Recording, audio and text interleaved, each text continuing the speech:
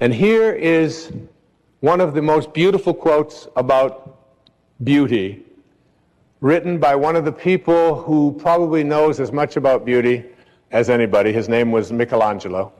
I don't know if you've ever been to Florence and you've seen David. I mean, just to stand in the same room. I went there to just look at David. I had no idea that David was 18 feet tall. And that I stood there not for 20 minutes. My whole family went traveling all over Florence. I said, come back. I can't leave. I was mesmerized by the beauty. And I always loved what Michelangelo said when they asked him, how could, out of one piece of marble, how could you create something so beautiful? And he said, David was already in there. I just chipped away the excess. David is in you. Beauty is in you. And here's what he said about beauty. He said, every beauty which is seen here below, down here below, by persons of perception resembles more than anything else that celestial source from which we all come. Isn't that great? Every beauty that we see resembles more than anything else that source. We're talking about source, connecting to source, from which we all come. Do you see beauty? Do you see it more or less in your life? Can you find it in a homeless person urinating on the street? Can you find beauty in a cockroach? As you reach higher levels of consciousness, you begin to see, not only do you see beauty everywhere and in everything, you begin to recognize it as truth.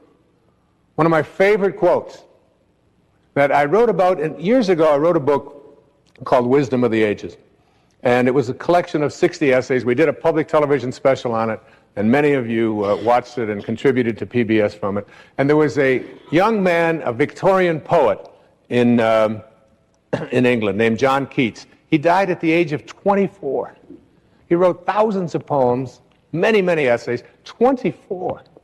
And he said these words, and I wrote an essay about it, but I must confess to you, because I'm better than I used to be, I must confess to you that I didn't really understand this quote until I wrote The Power of Intention, until I put together this program here for you. I didn't really fully grasp it. I get it now. I get it. And it's the last line in a poem called Ode on a Grecian Urn. And the couplet goes like this: beauty is truth. See, this is truth. This is the source from which we all emanate. And we leave when we take on an ego. Beauty is truth. Truth, beauty.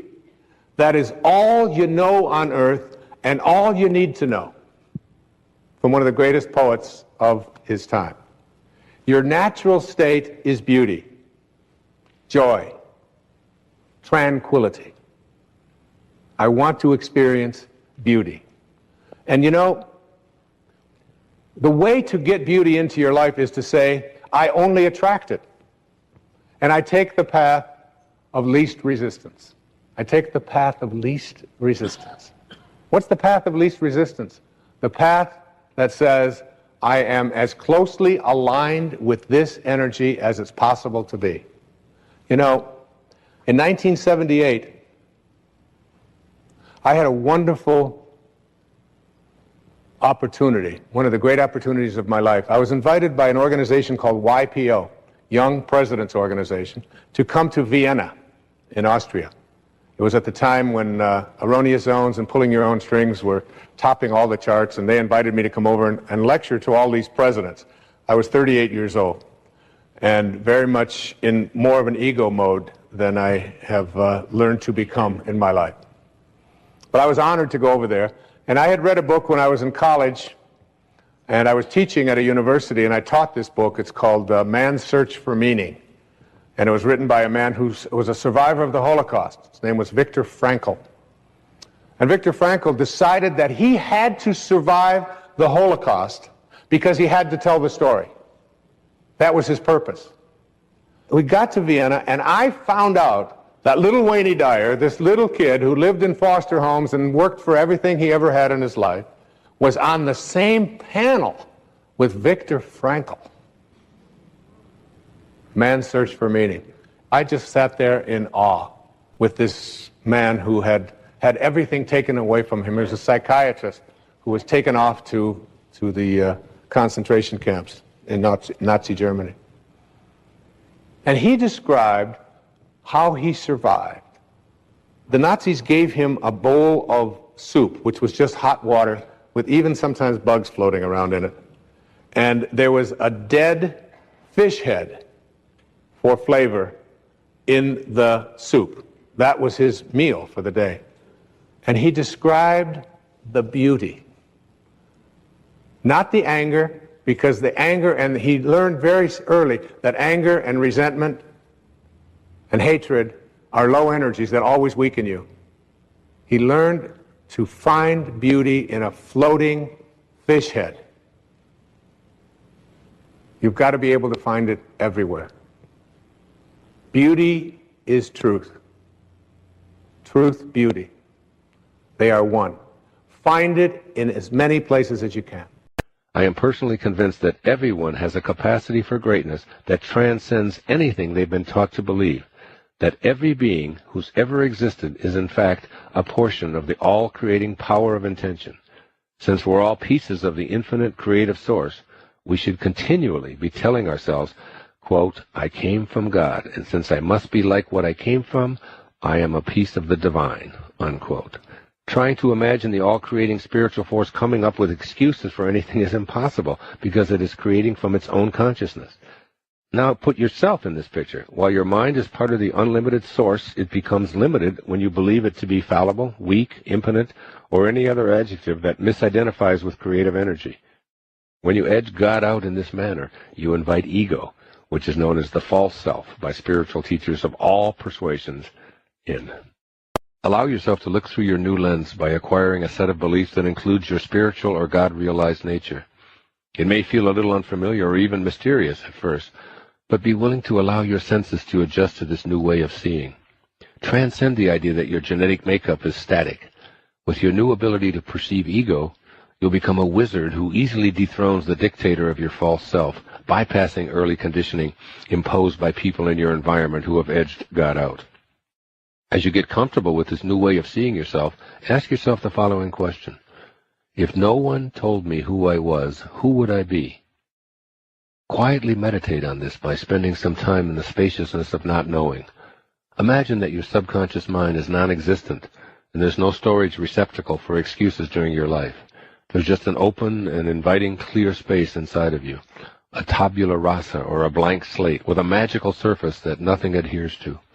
You might imagine that your everyday conscious mind simply doesn't absorb the opinions of the folks you grew up with. In this little fantasy, there's never been anyone telling you who you are. So who are you? When I did this exercise, I found that my answer to the above question was quite simple. I would be anything that I and only I decided to be in this moment and all future moments. As the song goes, I've got to be me. And that means jettisoning all of the excuses I've accumulated.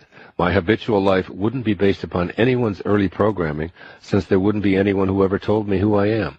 Or, as the Tao teaches, quote, look to nature for your sustenance. Look to the great mysterious Tao, or God, that does nothing and leaves nothing undone. Observe how the entire universe and all of these beautiful Tao-centered creatures work, unquote. Tao-centered creatures allow, they trust, they live here in the present moment, and, most assuredly, they have no need for any excuses. I'm sure you're familiar with some variation of this popular excuse, I can't help it, it runs in my family. New biology, however, has proven that beliefs can override DNA, so move what you thought was a fact to the excuse file by changing how you view its authenticity. You can change what you perceive as immutable and beyond your reach by eliminating excuses such as the ones in the genetic excuse category. As my friend Greg Braden writes in his astonishing book, The Spontaneous Healing of Belief, quote, paradigm-shattering experiments published in leading-edge, peer-reviewed journals reveal that we're bathed in a field of intelligent energy that fills what used to be thought of as empty space. Additional discoveries show beyond any reasonable doubt that this field responds to us. It rearranges itself in the presence of our heart-based feelings and beliefs, and this is the revolution that changes everything." Unquote. Here are 2 exercises to practice applying these ideas to your genetic program. 1.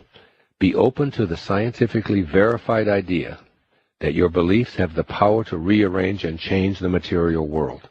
Start by making this particularly pertinent for you in your physical and personal destiny by contemplating the more things of this nature are possible than you've previously experienced. Allow these new thoughts about your biology to gently enter your belief system. Encourage yourself to consider your beliefs as things that affect you, perhaps even more than physical particles do. If it suits you, you may even see beliefs as non-particles in the non-material or spiritual world. 2. Create an affirmation that attests to this new no excuses philosophy for genetics. Something from the following list would work fine, but feel free to come up with your own. I can change my body's infirmities by shifting my beliefs. Affirm, I have the power to undo old thoughts about my genetic destiny. Affirm, if I stay with them and live from my heart, my beliefs can inspire new talents if I so desire. Affirm, I can heal anything by healing my beliefs first. Affirm, I intend to keep my beliefs uppermost, and I refuse to blame anything in the material world for any deficiencies in my life. You have to learn how to shut down the inner dialogue. And what is the inner dialogue? The constant repetition in your mind of that chatter that goes on endlessly. It is nothing more than your inventory of beliefs, all of which have doubt attached to them, and all of the things that you're offended by, and all of the judgments that you have. You have to shut it down. If you want to know God, as Melville said, the one and only voice of God is silence. You have got to know that deep within you, your mind is like a pond, like dropping a pebble into a pond. And you drop the pebble in, and at the surface are all the disturbances. And in your mind, that's the chatter.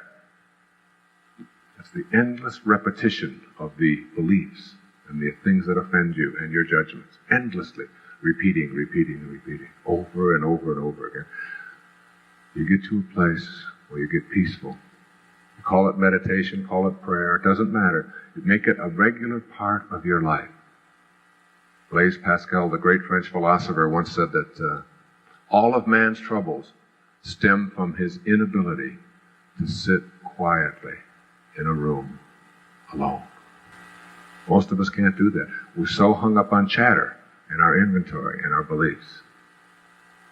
The pebble drops in its layers, and it drops past chatter to analysis.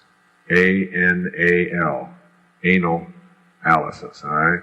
All that anal retentive stuff. Constant picking apart, the intellectual violence of tearing everything apart. It drops to synthesis. Instead of looking at it, I can do this when I'm troubled by something. I can see the pebble in my meditation just dropping. Chatter, no. Why did she do that? Why would she say that? Why would she do that? Look at that. And I would be thinking about, why would my wife do this? Why would one of my kids do that? And then I could just feel the pebble dropping, and I get to a place called synthesis, where instead of seeing how things are pulled apart, you see how they're held together. And now I see that, my wife and I are one, and my children are one, and we're all one, and this is one family. And it's like all of the analysis and the chatter is gone. And then you get to a point where the pebble drops a little further, and as the pebble drops, you begin to quiet your mind. And now there's no analysis or synthesis. It's like quiet. And ultimately, the pebble drops in a place called the unified field, where you empty your mind. And in the unified field, St. Mark put it this way, to he that knoweth all things are possible. Now what does that leave out? Nothing. In the unified field, it's called a unified field of all possibilities. You're always in the right place at the right time. In this peaceful place within you, God will show up. And you will know that you're not alone. You will know that if prayer is called, if what you do when you talk to God is called prayer, you will know that your intuition is God talking to you. You will see and experience and know. And as you do, you'll start observing in your life things that I call synchronicity, where you'll see that a thought that you have about someone or something will begin to be manifested.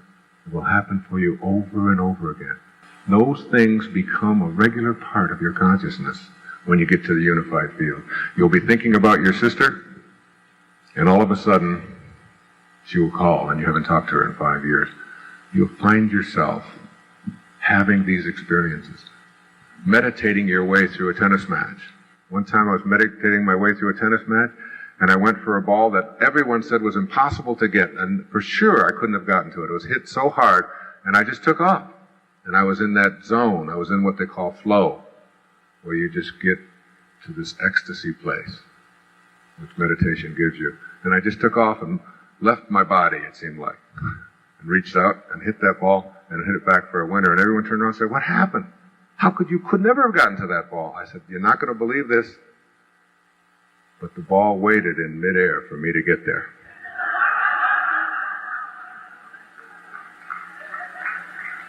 You see, you laugh, and it means that there's still doubt there.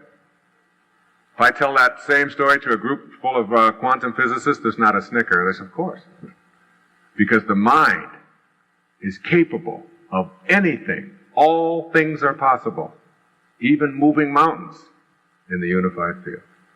When you get to that place where you've shut down the inner dialogue and banished the doubt, you'll begin to experience these miracles that you visualized earlier and conceived of. There's something called learning from the past, which is very valuable and very important, and there's nothing in the world wrong with it. You do something, you behave towards someone in a way that you don't like, you've done something that is inappropriate, you've made a mistake, you've dropped the ball in some way, and what you say to yourself, instead of, "Oh, I'm so terrible and I'm so awful and I'm just such a bad person," which is instantly putting a label on yourself and immobilizing you and keeping you from growing and learning from it, what you can say instead is, "I am going to work even harder in this day at not behaving in those ways. And these are the things that I'm going to do." But most people don't do that. Instead, they accept guilt.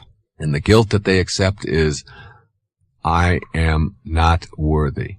And this is the reason that they adopt this kind of a strategy, is because they've been taught this since the time that they were little boys and little girls. You can literally make anybody do anything that you want through guilt. And guilt is a trap.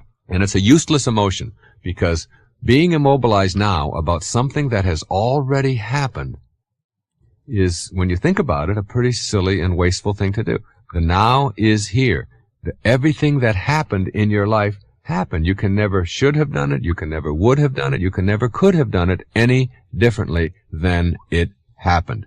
And knowing that all of the things that you've done in your life are over, then if they're over in the physical reality, then in your mind is the only place that you have anything left over, since the physical reality is just now. Now is all there is and all there ever is. It's the working unit of your life.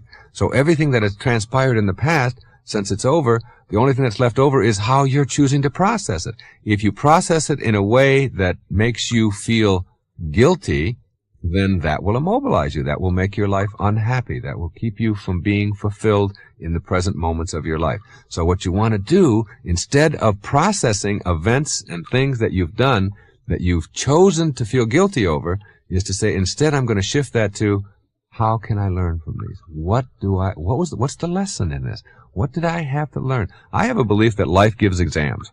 And if you don't pass the exams, you just keep repeating them over and over and over again. And a lot of people use this guilt trip. Their whole life becomes this enormous trip of guilt. Always feeling bad about what they've done and why they did it. Always putting themselves down and finding fault with who they are. Always rejecting themselves because they didn't perform to somebody else's expectations, or they didn't do things the way they were supposed to do them, and so on. So guilt plays a big role in people's lives. It plays a role in our culture. Okay, I'd like to just review a couple of strategies here for getting rid of guilt. First is to begin to view the past as something that can never be changed. That's very important. It's over. And your feeling guilty isn't going to change the past, nor will it make me a better person. Now, if you were in a society or in a culture in which by feeling bad about what happened in the past, it would change it, I would be here making a tape in favor of guilt. Like if right now you could feel guilty about the outcome of the Peloponnesian War and how terrible the outcome was and how awful the Athenians were treated and so on. And then if I said to you, well, will that change the outcome of the war? You would say, well, of course not. It's over. Well, this morning is just as over as the Peloponnesian War.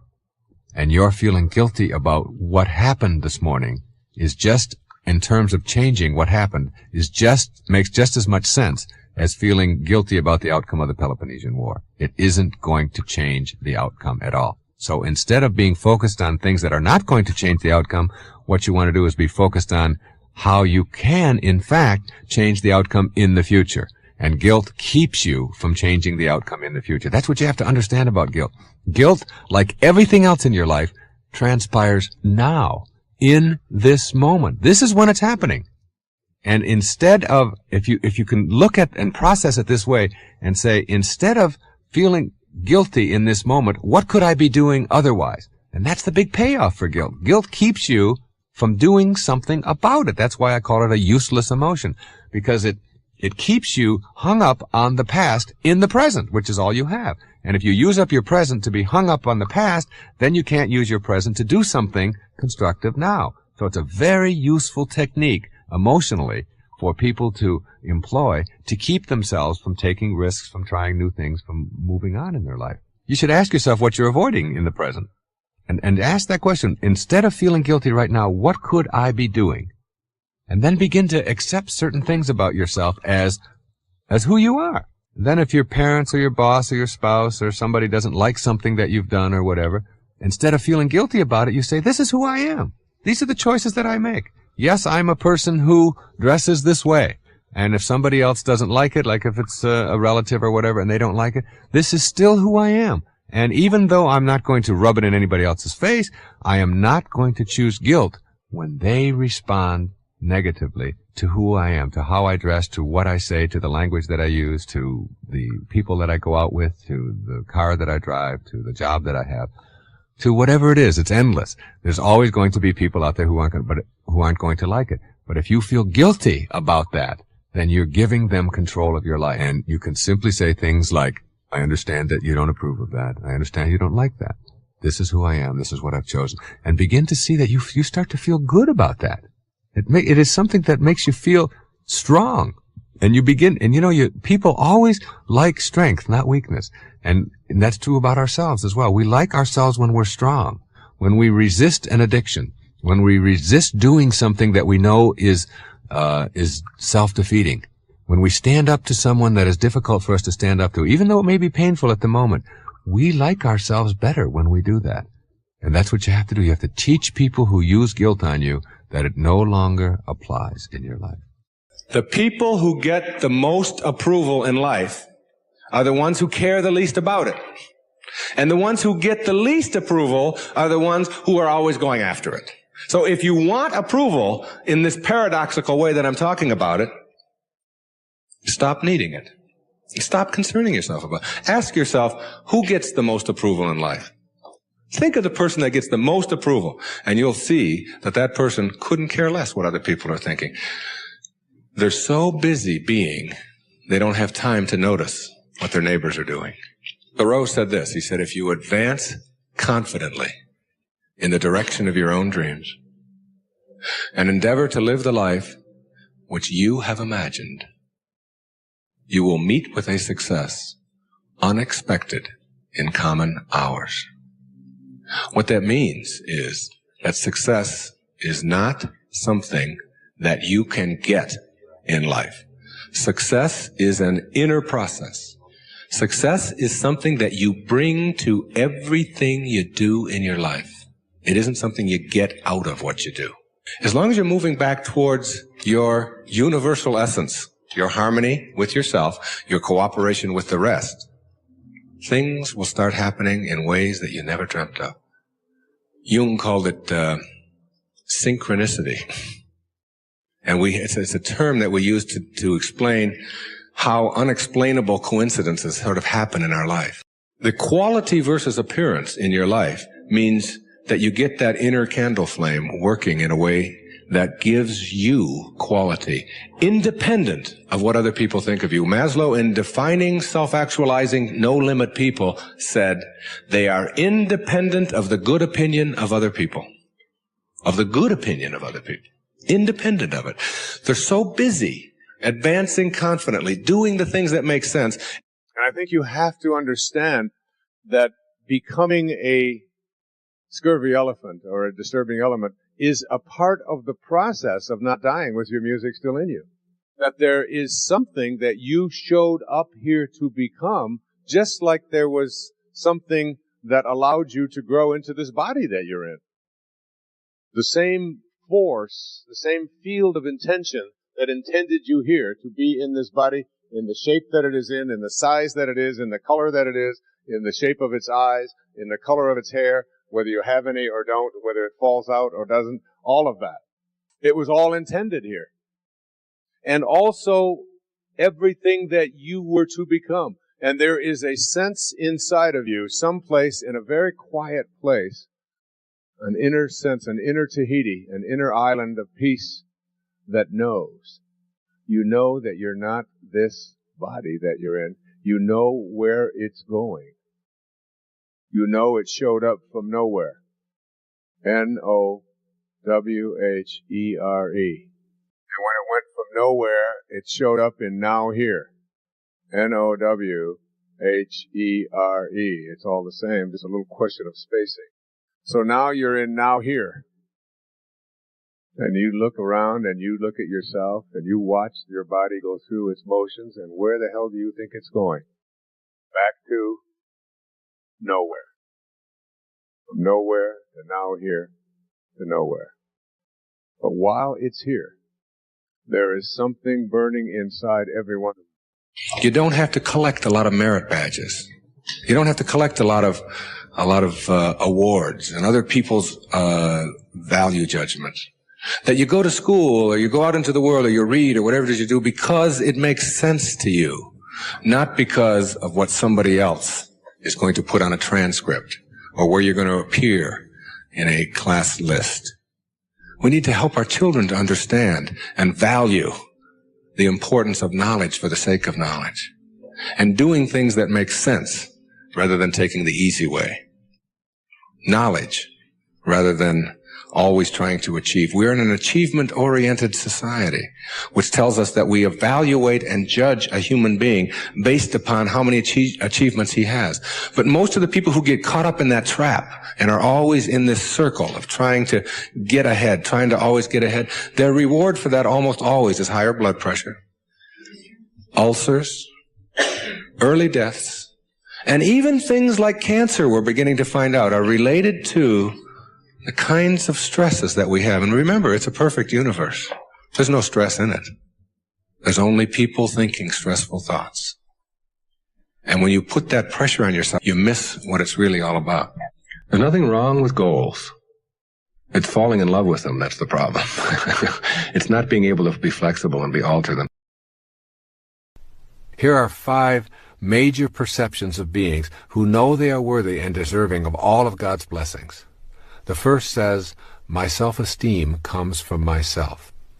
This person's statement of his or her inner perceptions might be something like the following. As a child of God, my worthiness is a given. I am not divided into spirit and body. Rather, I am a part of the all-knowing creation called God itself. Too often, the ideas of other egos are what constitute our impressions of ourselves. We listen to the admonitions of others who have low self-regard and who are attempting to exert influence and power over us. It is beyond the scope of most young children to resist these ideas. But as adults, we can look back at this hypothesis and free ourselves from its absurdity. You must know within that you are part of the light that lighteth every man. You are evidence of the existence of God. And in your own particularized individuality, you have God within you. Therefore, you must be able to say with conviction, God is me, and I am God. It is this truth that will free you from your feelings of unworthiness to attract to yourself all that you desire. A second statement of those who feel worthy.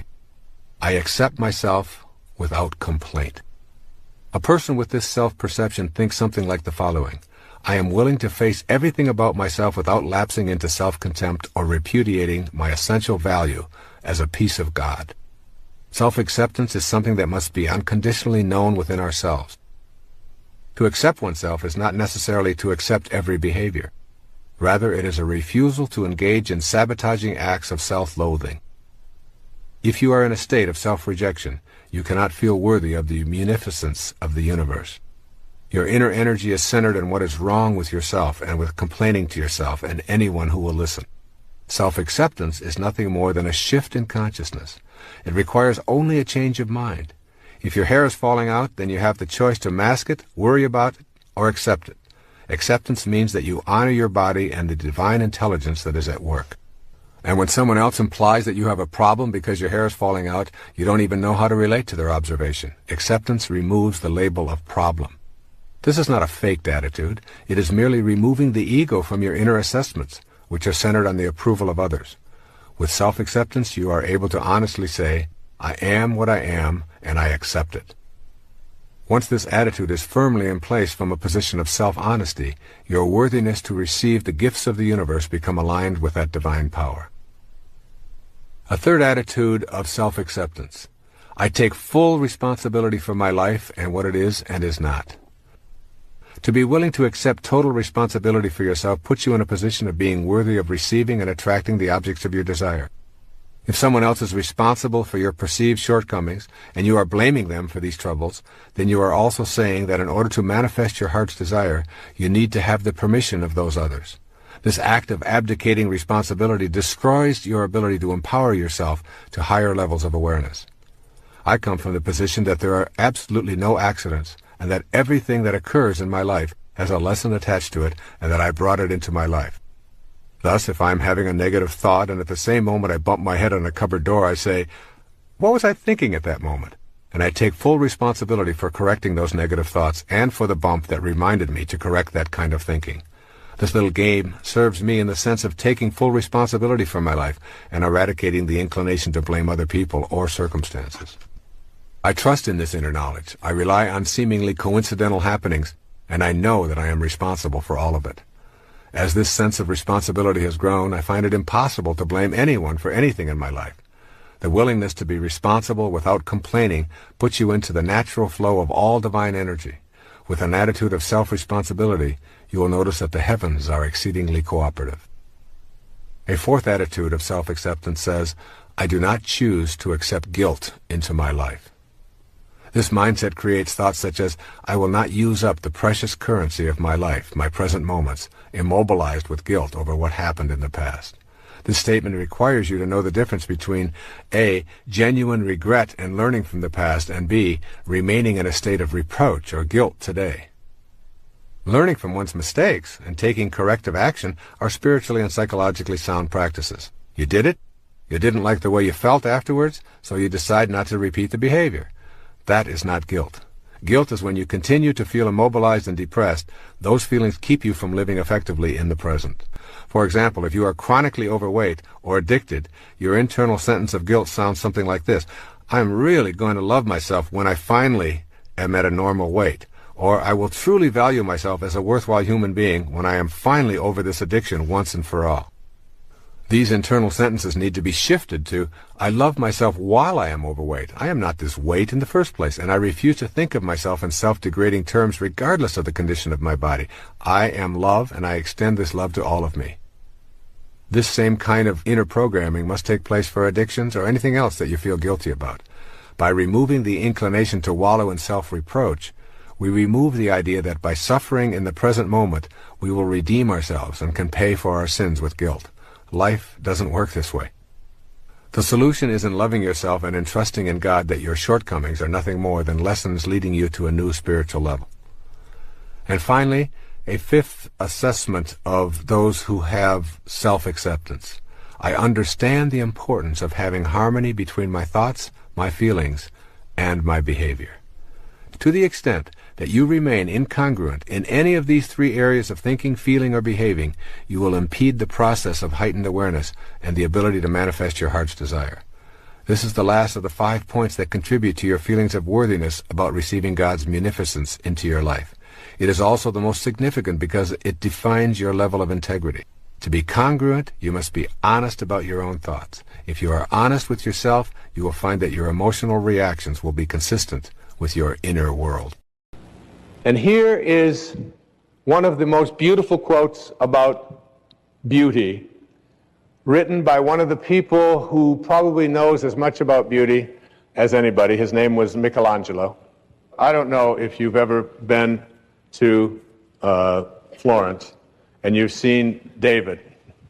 I mean, just to stand in the same room. I went there to just look at David. I had no idea that David was 18 feet tall. And that I stood there not for 20 minutes. My whole family went traveling all over Florence. I said, come back. I can't leave. I was mesmerized by the beauty. And I always loved what Michelangelo said when they asked him, how could, out of one piece of marble, how could you create something so beautiful? And he said, David was already in there. I just chipped away the excess. David is in you. Beauty is in you. And here's what he said about beauty. He said, every beauty which is seen here below, down here below, by persons of perception resembles more than anything else that celestial source from which we all come. Isn't that great? Every beauty that we see resembles more than anything else that source. We're talking about source, connecting to source, from which we all come. Do you see beauty? Do you see it more or less in your life? Can you find it in a homeless person urinating on the street? Can you find beauty in a cockroach? As you reach higher levels of consciousness, you begin to see, not only do you see beauty everywhere and in everything, you begin to recognize it as truth. One of my favorite quotes that I wrote about, and years ago I wrote a book called Wisdom of the Ages. And it was a collection of 60 essays. We did a public television special on it, and many of you watched it and contributed to PBS from it. And there was a young man, a Victorian poet in England named John Keats. He died at the age of 24. He wrote thousands of poems, many, many essays, 24. And he said these words, and I wrote an essay about it, but I must confess to you, because I'm better than I used to be, I must confess to you that I didn't really understand this quote until I wrote The Power of Intention, until I put together this program here for you. I didn't really fully grasp it. I get it now. I get it. And it's the last line in a poem called Ode on a Grecian Urn. And the couplet goes like this: beauty is truth. See, this is truth. This is the source from which we all emanate. And we leave when we take on an ego. Beauty is truth. Truth, beauty. That is all you know on earth and all you need to know. From one of the greatest poets of his time. Your natural state is beauty, joy, tranquility. I want to experience beauty. And you know, the way to get beauty into your life is to say, I only attract it. And I take the path of least resistance. I take the path of least resistance. What's the path of least resistance? The path that says, I am as closely aligned with this energy as it's possible to be. You know, in 1978, I had a wonderful opportunity, one of the great opportunities of my life. I was invited by an organization called YPO, Young Presidents Organization, to come to Vienna in Austria It was at the time when erroneous zones and pulling your own strings were topping all the charts, and they invited me to come over and lecture to all these presidents. I was 38 years old and very much in more of an ego mode than I have learned to become in my life. But I was honored to go over there, and I had read a book when I was in college, and I was teaching at a university, and I taught this book. It's called Man's Search for Meaning, and it was written by a man who was a survivor of the Holocaust. His name was Viktor Frankl. And Viktor Frankl decided that he had to survive the Holocaust because he had to tell the story. That was his purpose. We got to Vienna, and I found out that little Wayne Dyer, this little kid who lived in foster homes and worked for everything he ever had in his life, was on the same panel with Viktor Frankl. Man's Search for Meaning. I just sat there in awe with this man who had everything taken away from him. He was a psychiatrist who was taken off to the concentration camps in Nazi Germany. And he described how he survived. The Nazis gave him a bowl of soup, which was just hot water with even sometimes bugs floating around in it. And there was a dead fish head for flavor in the soup. That was his meal for the day. And he described the beauty, not the anger, because the anger, and he learned very early that anger and resentment and hatred are low energies that always weaken you. He learned to find beauty in a floating fish head. You've got to be able to find it everywhere. Beauty is truth. Truth, beauty. They are one. Find it in as many places as you can. I think I have been asked the question on talk shows across America more about this particular subject than anything else. And the question is, isn't it selfish? Aren't you promoting selfishness? Aren't you telling people they should love themselves and reject all other people and so on? And I'd like to put that to rest right here. The first thing you have to ask yourself is, what does it mean to be selfish? To be selfish is to be a burden to another human being. Whenever you find yourself a burden to somebody else or someone else is a burden to you, that is a very selfish act.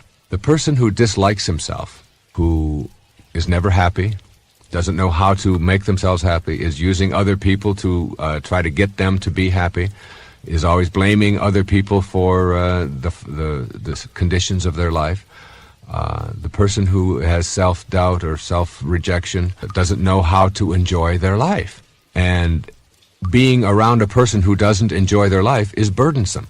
The person who does love themselves, who feels good about themselves, who, if you ask the question, do you love yourself, there's not even an issue there. There's not even a question involved. It's simply, of course I do. This is me. This is all I have. Of course I love myself. Why wouldn't I? Why would I ever put myself down? It has nothing to do with being conceited or finding fault with other people or making yourself better than anybody else. It has nothing to do with that. It has to do with the simple notion that in order for me to be happy, I have to love myself. In order to be able to be free from being a burden to somebody else, I have to know how to enjoy my life. If I know how to enjoy my life, it means that I am loving the life that I'm having, and that means I'm loving the body that I'm in. I'm loving the self that I am. And therefore, you will not be a burden to anybody else. The person who loves themselves is never a burden to anyone else unless it's conceit. And conceit is just another form of trying to get other people to pay more attention to you.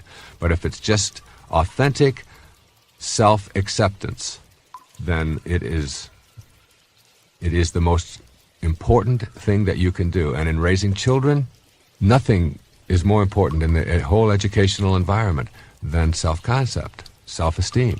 This is what we're trying to teach all the time to young people, is feel good about yourself. Treat yourself, cherish yourself as a valuable, important, significant, grand, divine creature, as someone who is unique and special in all the world. And feel that way about yourself wherever you go, and carry yourself that way. Because the minute that you start practicing self-rejection, and self-rejection shows its ugly head in a lot of ways. You can reject compliments that are directed at you. This old thing, I'm really not very smart, I'm just real lucky, I guess. I mean, it's that whole kind of condescending, always putting yourself down. Someone says, gee, you look really nice today. No, I don't really look nice. This is just a facade. This isn't the real me. You can make up excuses for why you look nice. It's my hairdresser, she does it for me. Or it's the wardrobe, or it's the color that I'm wearing. It isn't really me. You can give credit to other people all the time and not take credit for yourself. Whenever somebody says something to you, you can experience self-rejection by saying things like, well, my husband feels this way, or my mother always said. In other words, putting the emphasis for your life on other people and other events and other things in your life. You can always be verifying your opinions for other people. Like if someone says something to you, your response can be, well, isn't that right, George? George, tell him that this is what I mean. That's a form of self-rejection. You might be in a restaurant and refuse to order something that you want because you don't think that you're worth it. So you look for the cheapest thing on the menu. A very typical kind of self-rejecting kind of attitude. You cannot buy yourself something, even though you might have the money, because you don't think that you're worth it. I've seen many times on airplanes where someone will refuse to have a little glass of wine with their meal because they don't feel that they should spend $3 on themselves. And they put the $3 away and don't feel that they are important enough to have that. You can avoid indulgences and doing nice things for yourself, not because of finances here, but because you just don't feel that it's worth it. You certainly shouldn't have flowers around. I mean, you're not important enough to have flowers. Other people get flowers, but certainly not you. These kinds of self-rejection attitudes start out very young in your life, and in fact, you may have been carrying them around for an entire lifetime. It isn't to say that that they didn't happen to you and haven't been going on in your life since you were a little boy or a little girl, but the fact is that you have to still understand that life is a choice, and that if you want to improve your self-esteem and you want to improve your life, it starts with saying to yourself, I have been buying into this all of my life. As a little boy or a little girl, it wasn't my mother who did it to me. I believed it. I bought into it. They tried to convince me that I wasn't that important, and I accepted it. And now I'm an adult, and I am still buying into it. I'm still accepting it, and I'm still carrying over all of this leftover baggage from perhaps other people making this effort. So you have to say to yourself, they didn't do it to me. I allowed it to happen, and I am no longer willing to allow myself to be immobilized by the rejection that other people or other events or other institutions or whatever it may be may have attempted to impose on me. So what you want to do at this point is if you can see that there are areas of your life in which you are self-rejecting and identify them and make a commitment to changing them, then you can come up with some specific things that you can do about them. My purpose, whatever it is that you want to call it, was about teaching other people that they didn't have to be depressed because of the circumstances of their life. And I seem to always have known that. You make a really interesting point, because so often people who are depressed or see themselves as depressed, that's part of their identity. And they have great times throughout the day. Yeah. But at the end of the day, they don't remember any of it. Yes, and they say, oh, I'm so depressed all the time. I think that's one of the key differences between successful and unsuccessful people, by the way, is that successful people have a tendency to really recall the good. Yes. When I think of my time in the hospital with appendicitis in 1948, I remember the flowers, and I remember the people. I remember the nurses. There's a big black nurse who would come in and put us on her knee because they had to give us penicillin in those days in these huge, and they used dull needles and huge doses. And she was always the one who would coddle me and take it. I mean, I remember seeing my mother every day.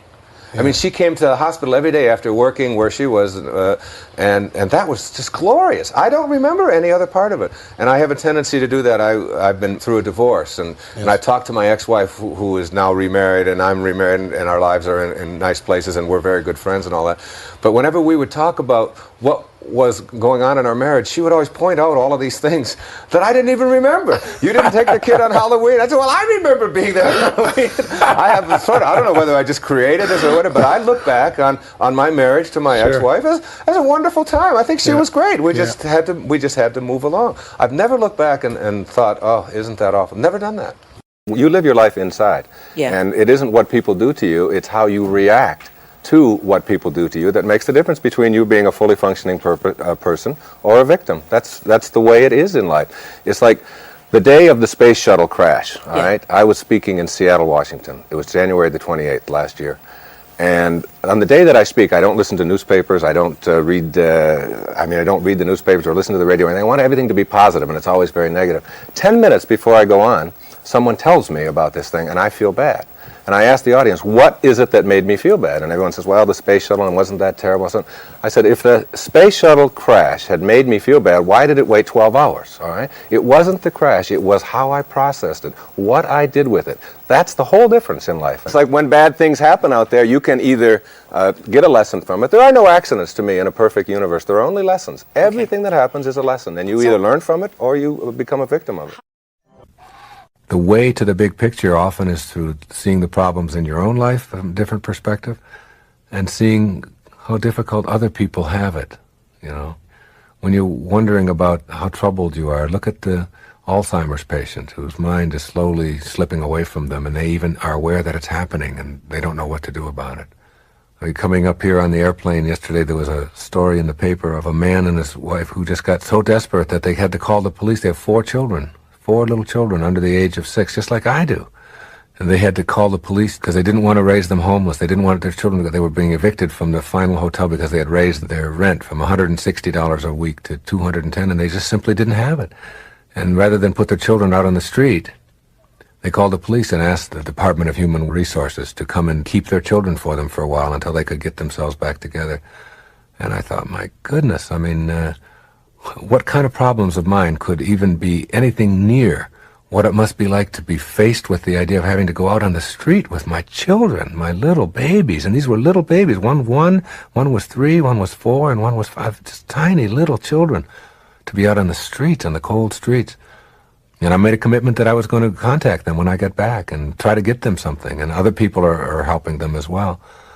But it also gives you time to get the bigger picture, you know, when you see things like that.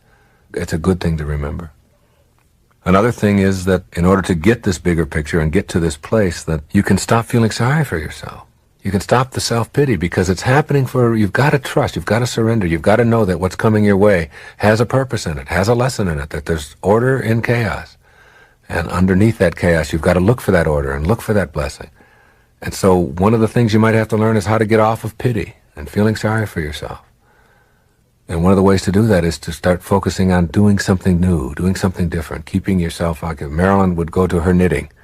I found myself getting more wrapped up in giving talks because my talks improved, literally improved when I was going through that struggle. And so did my writing, because I was just experiencing more compassion for myself. The way to experience that compassion is to get yourself focused, get yourself on something, doing something, and then generally it will work out. The other thing, when you are concentrating on something else, or when you are doing something else, your mind can't be on what is wrong. And when you get your mind off of what is wrong, you get it on what is right. What is right is what expands, and what is wrong tends to go away.